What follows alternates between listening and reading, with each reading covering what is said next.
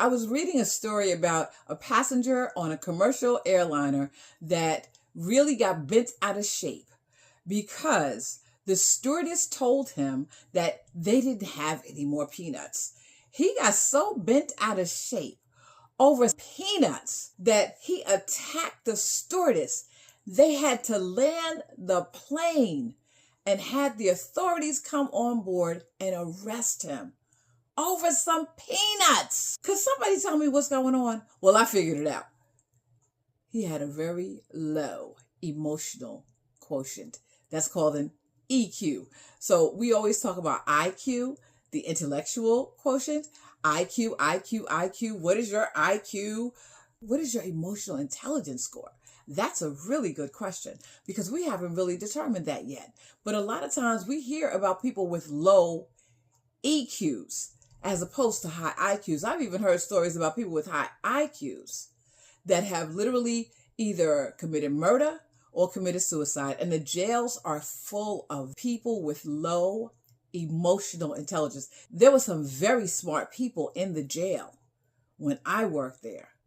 They had high IQs, but their EQs were the problem. I've been working really hard over these past couple of months. That's why I haven't been on here so much, but I've been working really hard because I don't want to wake up 3.5 years from now after the next election. Hopefully we'll have one.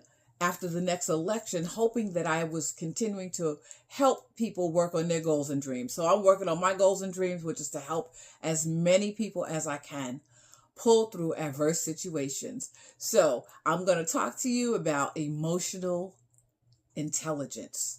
And if you click the link in my bio, you can go to my Stan Store and you can take a free emotional intelligence assessment test specifically for your age group. There's actually 5 on there currently. So there's 2 for women from ages 18 to 45, and then ages 46 to 70, and 2 for men, same age groups.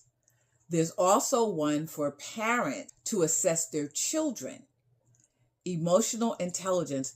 Harvard University did a study, and they said that in that study, they learned that emotional intelligence is much more of a predictor for success for business than an intellectual intelligence. So if you have a high IQ and a low EQ, you may not do so well. But if you have a high EQ and a low IQ,